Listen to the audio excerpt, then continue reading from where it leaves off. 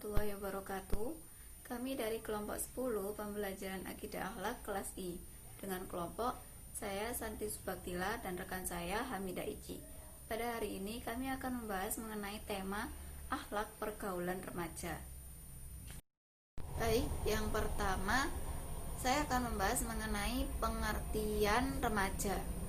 Remaja adalah seorang individu yang baru beranjak selangkah dewasa dan baru mengenal mana yang benar dan mana yang salah, mengenal lawan jenis, memahami peran dalam dunia sosial, menerima jati diri apa yang telah dianugerahkan Allah Subhanahu wa taala pada dirinya, dan mampu mengembangkan seluruh potensi yang ada dalam diri individu. Perkembangan masa remaja merupakan periode transisi atau peralihan dari kehidupan masa kanak-kanak ke masa dewasa.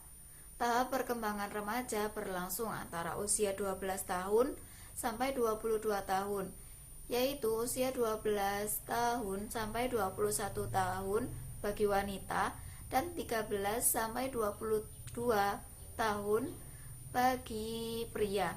Rentang usia remaja ini dibagi menjadi dua bagian. Yang pertama yaitu remaja awal dengan rentang usia antara 12 atau 13 tahun sampai 17 atau 18 tahun, dan remaja akhir usia 17 atau 18 tahun sampai 21 atau 22 tahun. Selanjutnya yaitu pengertian akhlak terpuji. Akhlak dalam bahasa Arab berarti budi pekerti, perangai, tingkah laku, dan tabiat. Sedangkan karimah atau terpuji berarti baik atau mulia.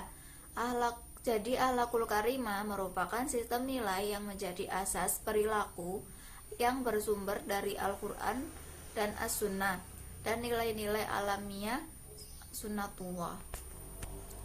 Dalam arti luas, akhlakul karimah dapat diartikan sebagai suatu perilaku, perangai, atau tingkah laku atau adab seseorang yang didasarkan pada nilai-nilai Al-Quran dan Sunnah, sebagaimana yang dipraktekkan Nabi Muhammad SAW. Akhlakul karimah terbukti efektif dalam menyelesaikan suatu permasalahan. Dengan demikian, akhlakul karimah dapat diartikan sebagai suatu usaha sungguh-sungguh dalam rangka membentuk anak dengan menggunakan sarana pendidikan dan pembinaan yang terprogram dengan baik dan dilaksanakan dengan sungguh. Selanjutnya yaitu tujuan pembentukan akhlak terpuji. Tujuan dari pembinaan akhlak dibagi menjadi dua, yaitu tujuan umum dan tujuan khusus. Tujuan umum dibentuk supaya dapat terbiasa melakukan hal baik dan terpuji, serta menghindari perilaku yang buruk, jelek, hina, dan tercela, dan supaya hubungan kita dengan Allah Subhanahu wa taala dan dengan sesama makhluk selalu terpelihara dengan baik dan harmonis. Selanjutnya tujuan khusus. Secara spesifik, pembinaan akhlakul karimah atau akhlak terpuji bertujuan untuk menumbuhkan pembentukan kebiasaan akhlak dalam kehidupan sehari-hari. Yang kedua, menerapkan rasa keagamaan pada siswa, membiasakan diri berpegang teguh pada akhlak mulia dan membenci akhlak yang rusak. Yang ketiga, membimbing siswa atau remaja untuk dapat berinteraksi dengan baik, mencintai kebaikan orang lain, suka menolong, sayang sesama yang lemah, dan mencintai orang lain. Yang terakhir yaitu membiasakan siswa bersopan santun saat berbicara dan bergaul dengan baik di sekolah maupun di luar sekolah. Selanjutnya yaitu pentingnya akhlak terpuji dalam pergaulan remaja. Remaja adalah sosok manusia yang secara fisik sudah mulai hampir menyerupai orang dewasa, tetapi secara mental, kejiwaan masih memerlukan bimbingan dan tuntunan dari para orang dewasa, terutama orang tua, guru, dan masyarakat lingkungannya. Dalam kondisi mental yang masih labil, tentu remaja akan mudah terbawa oleh arus pergaulan, baik yang positif maupun yang negatif. Di era globalisasi ini, di mana nilai-nilai mulia mulai diabaikan, maka penting bagi para remaja untuk kembali pada nilai-nilai luhur yang menjaga harkat dan martabat manusia. Adapun faktor yang mempengaruhi yang pembentukan akhlak antara lain yaitu faktor internal dan faktor eksternal. Faktor internal atau pembawaan individu, yakni meliputi latar belakang kognitif dan latar belakang afektif. Latar belakang kognitif meliputi pemahaman ajaran agama dan kecerdasan, sedangkan latar belakang afektif meliputi motivasi, minat, sikap, bakat, konsep diri, dan kemandirian.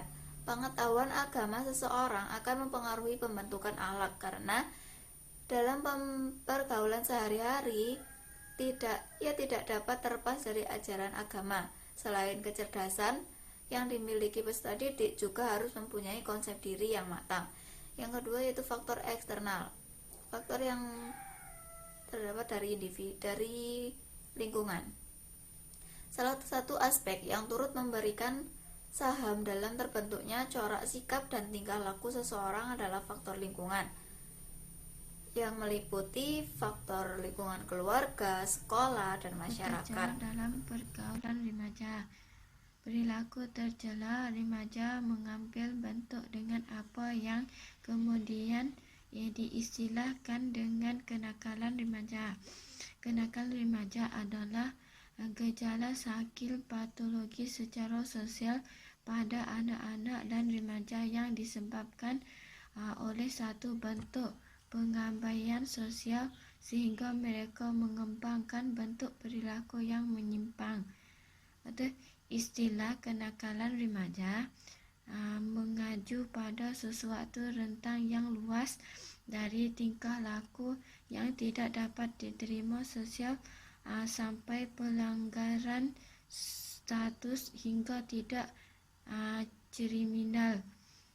Dan perilaku tercela dalam pergaulan remaja adalah pergaulan bebas dalam lingkungan masyarakat yang bernorma hubungan seksual sebelum atau di luar nikah tidak dapat dibenarkan, khususnya norma agama, sosial maupun norma, dan dianggap sebagai bentuk menyimpangkan perilaku dan kehidupan masyarakat. Hubungan seksual akan dianggap sah dan dibenarkan apabila seseorang sudah resmi menikah.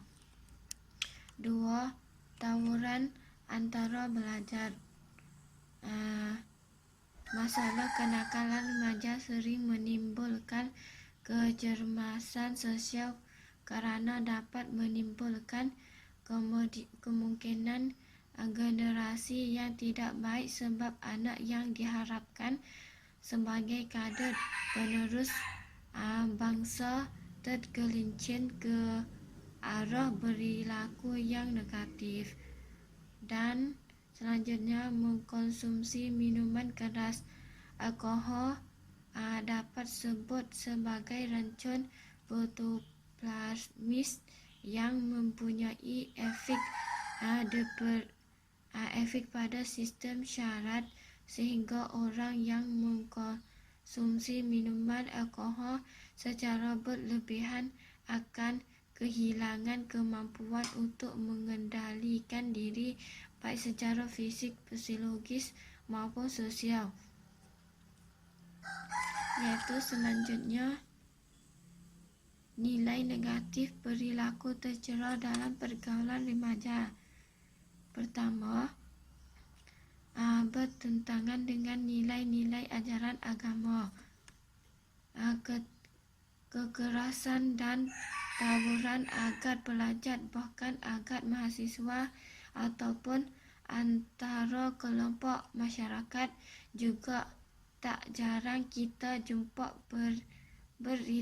perintahnya perilaku reaktif dan emosional secara berlebihan yang kadang hanya dipicu oleh hal sepele seperti masa secara berigas melawan aparan atau unjuk rasa yang bertuntut perilaku anarkis. Sering kita saksikan berintahnya perilaku tersebut jelas bertentangan nilai-nilai ajaran agama.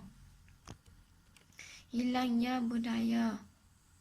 Hal ini menyebabkan pengesaran nilai budaya sesuatu masyarakat, di antaranya adalah hilangnya budaya malu, dan dalam pandangan istilah hilangnya rasa malu mengakibatkan secara mudah berbuat maksiat dan meningkatkan kadar iman dan amal soleh. Menaruh kepercayaan secara tulus kepada Allah menjadikan manusia sebagai sosok insan yang memiliki visi dalam hidup. 2. Meningkatkan kualitas akhlak dan etika bergaul. Manusia adalah makhluk yang tidak bisa hidup menyendiri atau terisolasi dari kehidupan sosial. Manusia mutlak membutuhkan satu sama lain. Sosial manusia yang paling bisa survive dan meraih kebahagiaan sesungguhnya adalah manusia yang mampu mengembangkan dirinya secara bijak dan proporsional sesuai dengan menentukan etika serta akhlak yang baik, dan mengatur waktu dengan baik agar hidup remaja mempunyai nilai dan manfaat.